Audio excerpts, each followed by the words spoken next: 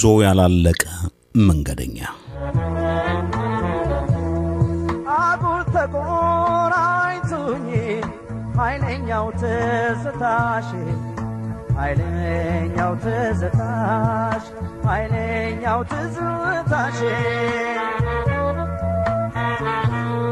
ልረሳሽ አልቻልኩም በምን ሰበብ ልጥራሽ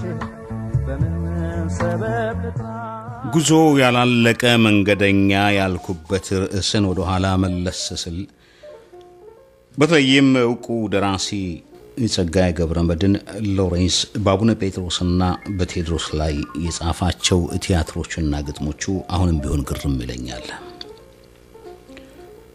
አቡነ ጴጥሮስ ሕይወታቸውን እንዴት እንደሰው ነው።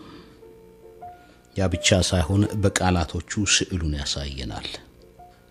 ሲገረፉ ሲቀጠቀጡ በፋሽስት እጅ እንዴት እንደሆኑ ከዛ በኋላ ግን ይማጸናል።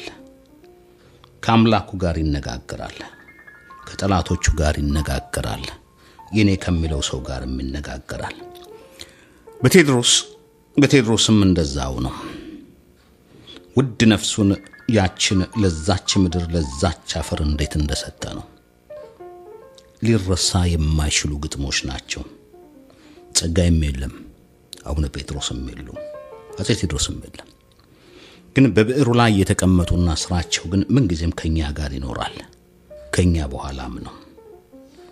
ጉዞ ባላለቀ መንገደኛ በእውነቱ በስቃይ ላይ ያለ ህይወት መሆኑን ያስረዳናል። ጸጋዬ የፋሽስቶችን እንደ አይነት ጭካኔ ብቻ ሳይሆን ራሱ ከአምላክም ጋር ይሟገትበታል። ከዛ የተረፈው ደግሞ ያንን ረስቶት ጽቅ ሲለው ያሳዝነዋል። ህይወትን ቦጭቆ ነበር በቀለሙ ሲገልጽ የነበረው። የጸጋዬ ብዕሮች ፕሩሽ አላቸው፣ ይስላሉ፣ ቀለሞቻቸው ይፈነጥቃሉ። ልክ እንደ ሰማይ ላይ ኮከቦችም ይናገራሉ፣ ያሳያሉ፣ ብርሃንም ይሆናሉ።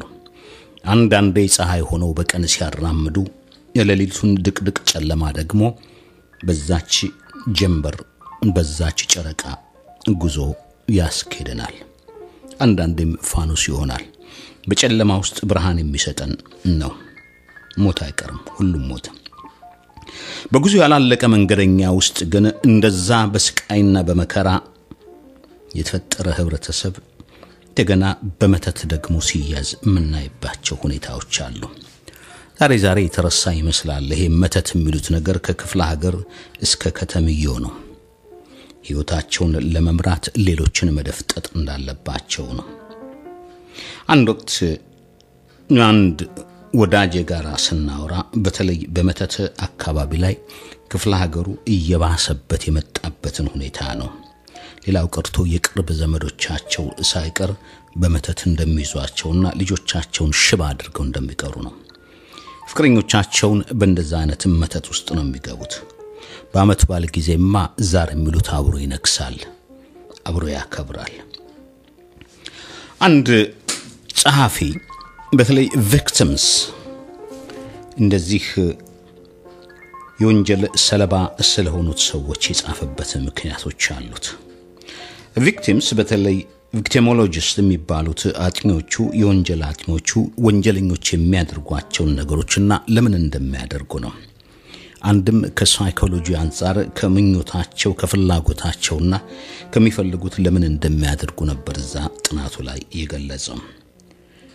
ጄሊ ባከርስ ስለዚህ በሚጽፍበት ጊዜ ብዙዎችን አጥኚዎችን ነበር። በዩናይትድ ስቴትስ በአመት ወደ 11 ሚሊዮን የሚሆኑ ሰዎች እንደሚጠቁ ነው። ሴቶች በጾታ ወንዶችም ሌሎችም በገንዘብና በአካላቸው ላይ የሚደርሰውን ሳይቀር ነበር ያጠናውና ያስረዳው። እንዲህ አይነት ወንጀለኞቹ በሃይማኖትም ስም አሉበት።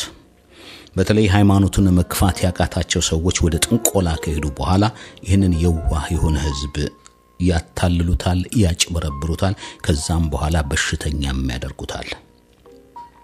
አንድ ወቅት ላይ ብሔራዊ ውትድርና የሚባል ነገር ነበር። በሰሜን ኢትዮጵያ ወጣቶቹ በሚያዙበት ጊዜ አንድ የጎንደር ሰው ያጫወተኝ ነው። በአካባቢው ጠንቋይ የሚባል መተተኛ ሰው ነበር።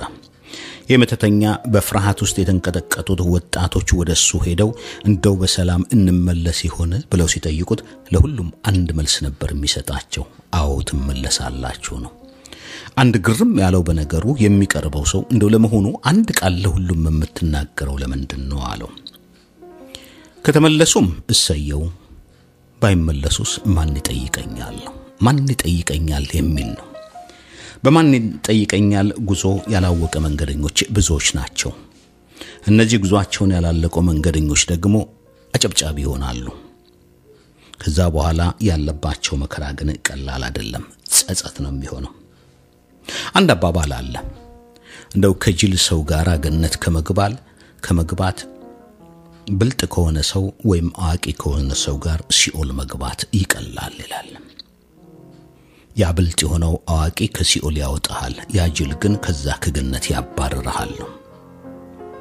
ስለዚህ ጉዞ ባላወቀ መንገደኞች ነው ያለነው። በአንድ በኩል በሃይማኖት በሚባለው፣ በሌላ በኩል በፖለቲካ በሚባለው፣ በሀገር ፍቅር በተለያዩ ስሜቶች የሚመጡብን ሰዎች አሉ። ጉዟችን እጅግ ከባድ ነው። ጉዞው የተቃና እንዲሆን ካስፈለገ በመጀመሪያ ትክክለኛ የሆነ ስብዕና ያስፈልጋል። ማወቅ፣ መማር፣ ማንበብ። ለዛ ለምናቀው ነገሮች ደግሞ ትክክለኛና እውነተኛ የመሆን ጉዳይ ነው። ስለዚህ የነን ጉዞ ባላወቀ መንገደኛነታችንን የሚያውቁብንና የኛን ውስጣዊ ልብና ስሱን የሚነኩና በዚህ የሚጠቀሙ ሰዎች እንዳሉ ነው። ዛሬ ለድገታችን ወይንም ለኋላ ቀርነታችንና ሽባ ሆኖ የመሽመድመድ ሁኔታ አንዱ ትልቁ አስተዋጽኦና መጥፎ እየሆነብን እየመጣው ይሄ መተት የሚባል ነገር ነው። መተተኛን መዋጋት ግን የዚህ ዓመት አጀንዳ መሆን ያለበት ነው። እስከዛው ቸርቅ ተመነ ከደከ ሰይጣን ይህም ቤት ላስረጀው ድንገት ኮሽ ያለ አማማኝ እንደጀው ያገኙኝን ሁሉ ስቄ ተቀብዬ እንዲነህም ሲሉ ይመስገነው በየ አለፉኝ ያልኩት ዘመድ ጎረቤቱን እኔስ ካንቺው ጋር ነኝ ቀንና ሌሊት አለፉኝ ያልኩት ዘመድ ጎረቤቱን እኔስ ካንቺው ጋር ነኝ ቀንና ሌሊት